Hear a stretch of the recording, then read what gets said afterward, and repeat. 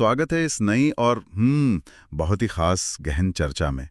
आज हमारे पास जो विषय है वो सच कहूं तो किसी भी आम विषय से थोड़ा अलग है। आज हम मुंशी प्रेमचंद जी की एक बेहद ही भावुक कहानी, अनाथ लड़की, जिसे रोहिणी की कहानी भी कहा जाता है, उसके अंशों पर एक विस्तार से विश्लेषण करने वाले हैं। जी हाँ, और हमारा मकसद यहाँ सिर्फ एक कहानी सुनाना नहीं है। हम इस स्रोत सामग्री के भीतर छिपे उन गहरे पहलुओं को समझने की कोशिश करेंगे जो आज के समाज में भी बहुत मायने रखते हैं, जैसे कि वर्ग भेद, एक माँ का स्वाभिमान और बचपन की वो मासूमियत जो किसी का भी दिल पिघला सकती है। बिल्कुल। तो चर्चा शुरू करने से पहले एक बहुत ही बड़ा सवाल है जो ध्यान में आता है। क्या एक छोटे बच्चे का एक मासूम सा सवाल या उसकी कोई छोटी सी जिद कई लोगों की पूरी जिंदगी और किस्मत को हमेशा के लिए बदल सकती है? ये सवाल सच में पूरी कहानी का केंद्र है, और इसको समझने के लिए हमें पहले उन किरदारों की रूपरेखा समझनी होगी जिनकी ये बात हो रही है। हमारे पास 3 मुख्य किरदार हैं। पहली है रोहिणी, जो एक छोटी सी अनाथ यानी एक बेहद मासूम बच्ची है। और दूसरी है उसकी माँ रुक्मिणी, जो कि बेहद गरीबी में अपना जीवन काट रही हैं, कपड़े सिल्वर किसी तरह गुजारा करती हैं, और उनका किरदार उस वर्ग को दर्शाता है जो रोजमर्रा की जिंदगी की कठिनाइयों से जूझता है। सही कहा। और तीसरे मुख्य किरदार हैं सेठ पुरुषोत्तम दास। ये एक बहुत ही अमीर और रसूखदार व्यक्ति हैं, लेकिन इनका दिल बहुत बड़ा और दयालु है।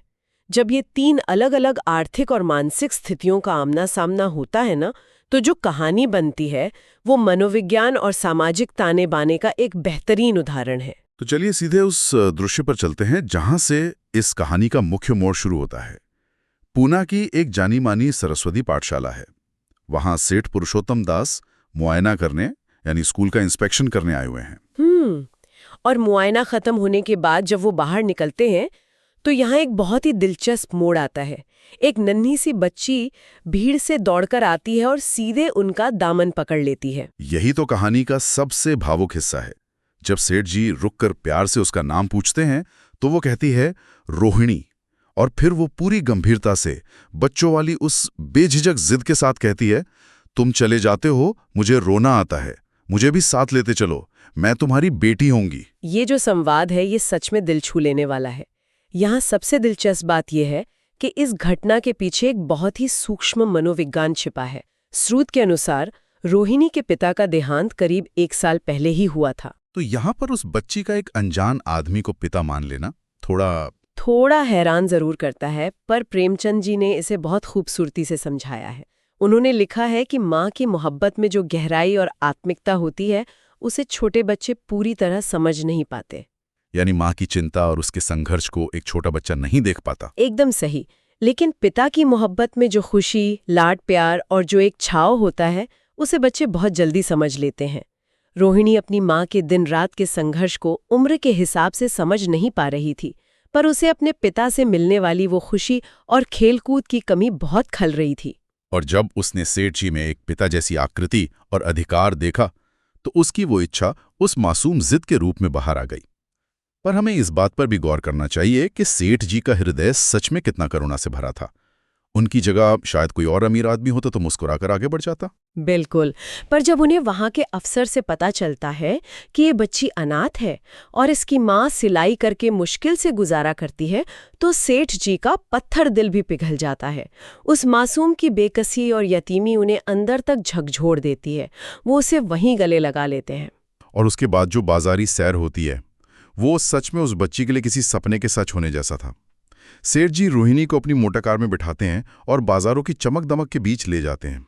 उसे रबर के खिलौने दिलाते हैं, दबाने पर चू चू करने वाली एक महंगी चीनी की गुड़िया और मखमली बूटे वाली खूबसूरत साड़ियां खरीद कर देते हैं। वो पल रोहिणी के लिए शायद उसके बचपन की सबसे बड़ी खुशी का पल था। पर यहाँ से हम कहानी के उस हिस्से में प्रवेश करते हैं जो बेहद मार्मिक है।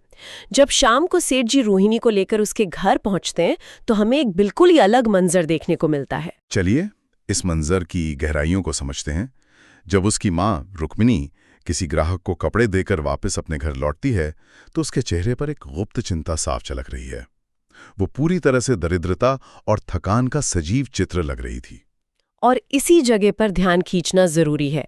जब रोहिणी चहकते हुए अपनी माँ से लिपटकर बताती है कि वो मोटर कार में बैठकर बाजार गई थी और सेठ जी को अपना नया पिता बताती है, तो रुक्मिणी की प्रतिक्रिया खुशी वाली नहीं थी। वो अचानक से एक गहरी शर्मिंदगी और घबराहट से भर जाती है।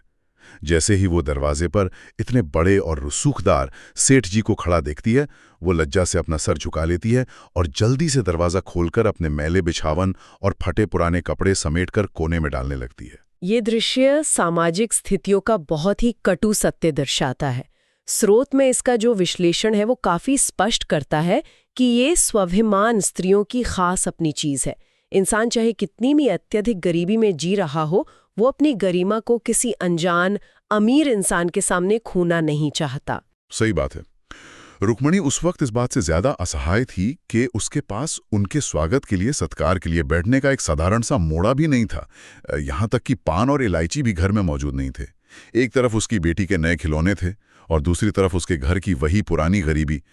ये जो विरोधाभास है, ये बहुत गहरा असर डालता है। पर सेठ जी भी स्थिति की नजाकत को बहुत अच्छे से समझ जाते हैं। वो रुक्मिणी को किसी भी तरह की और ग्लानि या असहजता महसूस नहीं होने देते।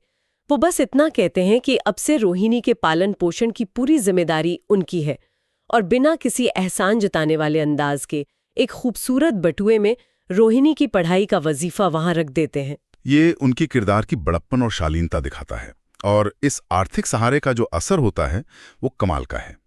अगले दिन जब रोहिणी पाठशाला जाती है तो उसके आत्मविश्वास में जो बदलाव आया था वो देखने लायक था। हाँ, उन अच्छे कपड़ों और आर्थिक सुरक्षा ने उसके अंदर की सारी हीन भावना निकाल दी थी।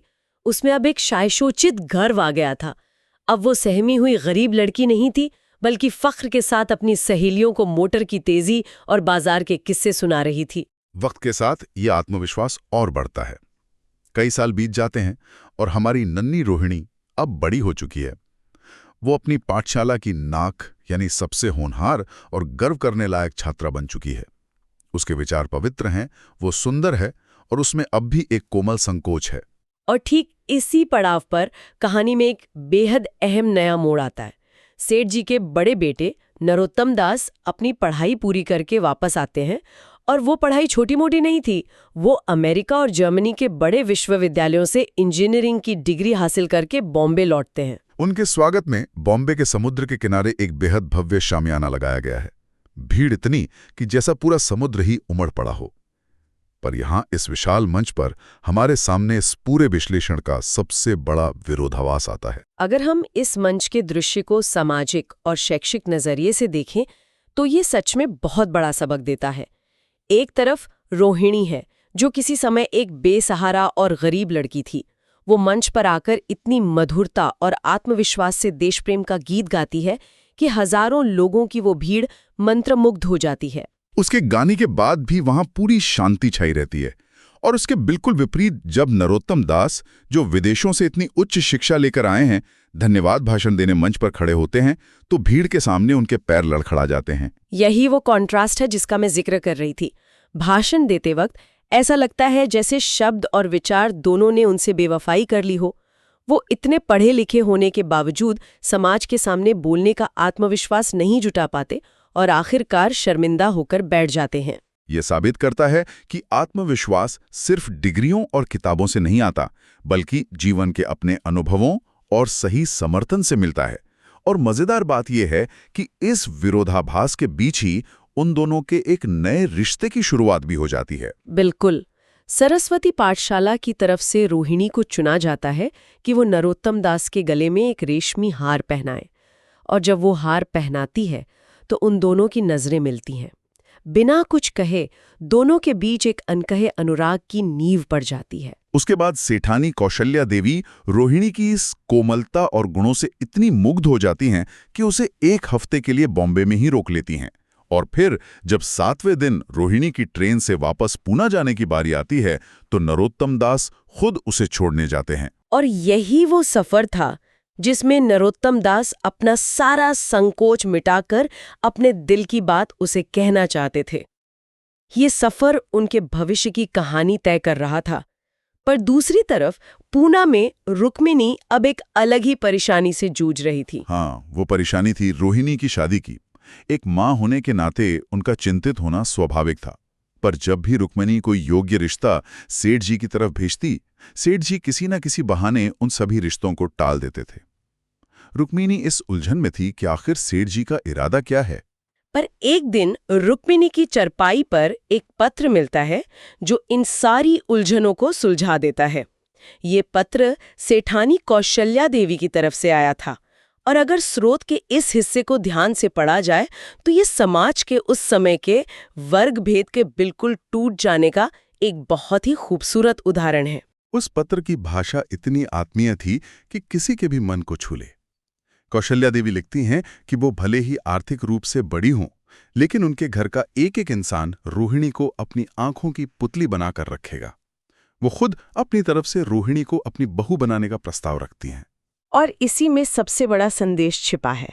सेठ परिवार ने रोहिणी की आर्थिक मदद करके उसे कोई अलग दर्जे का नहीं माना, बल्कि उन्होंने उस गरीब लड़की को बराबरी का दर्जा दिया। उन्होंने चैरिटी या दान के भाव से ऊपर उठकर उसे पूरी समानता और सम्मान दिया। ये समाज के लिए एक आदर्श किस्सा बन जाता है। इसके बाद तो कहानी सीधे उस खुशनुमा अंत की तरफ बढ़ती है जहां वसंत के सुहाने मौसम में उनका विवाह होता है। सरस्वती पाठशाला में चारों तरफ हवन की पवित्र खुशबू फैली हुई थी। उस पावन माहौल में नरोत्तम दास और रोहिणी ने एक दूसरे के प्रति जिम्मेदारी और वफादारी के पवित्र वादे किए। और सबसे ज्यादा आत्मविभोर करने वाला पल वो था जब रुक्मिणी आवेग में दौड़कर सीधे सेठ जी के पैरों पर गिर पड़ती है। एक सहारा खोज रही माँ का ये वो आभार था जिसे शब्द कभी बयान ही नहीं कर सकते थे। उन्होंने सिर्फ पैसा नहीं दिया था, बल्कि किसी का पूरा जीवन संवार दिया था। ये कहानी चर्चा इसलिए भी इतनी जरूरी हो जाती है क्योंकि इससे हमें समझ आता है कि सच्चा समर्थन और सशक्तिकरण आखिर क्या है।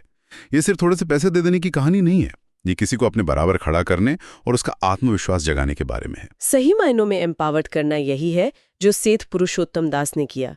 हमने देखा कि कैसे रुक्मिणी की अपनी गरीबी को छुपाने की मनोदशा और रोहिणी का वो मासूम सा हक जताना, दोनों ही कितने विपरीत मगर उतने ही असली मानवीय स्वभाव है। इन सभी पहलुओं ने इस पूरे विषय को बेहद समृद्ध बनाया है। लेकिन जैसा कि हम हमेशा अपने विश्लेषण के आखिर में सोचते हैं, आज भी वैसा ही एक सवाल है जो जहन में रह रहकर उठाएं। और मैं समझती हूँ कि वो क्या सवाल है। हमें इस बात पर थोड़ा रुक कर सोचना चाहिए कि अगर उस दिन उस पाठशाला के आंगन में उस छोटी सी मासूम रोहिणी ने हिम्मत दिखाकर सेठ पुरुषोत्तम दास का कोट ना पकड़ा होता तो आगे क्या होता? एक बहुत ही गहरा विचार है ये। क्या हमारी किस्मत बिल्कुल पहले से तयशुदा होती है, या फिर हमारे सबसे मासूम, साहसी और बेझिझक उठाए गए कदम ही हमारे भाग्य की नई दिशा तय करते हैं? ये एक ऐसी बात है जिस पर सभी को खुद की एक शोध, अपनी खुद की एक आंतरिक खोज जरूर करनी चाहिए। ये किसी छोटे और अनजाने कदम की मोहताज होती है। इसी विचारोत्तेजक सवाल के साथ हम आज की इस गहन चर्चा को यहीं विराम देते हैं। इस पूरे विश्लेषण के हर एक पहलू को समझने और इस यात्रा में हमारे साथ बने रहने के लिए बहुत बहुत धन्यवाद।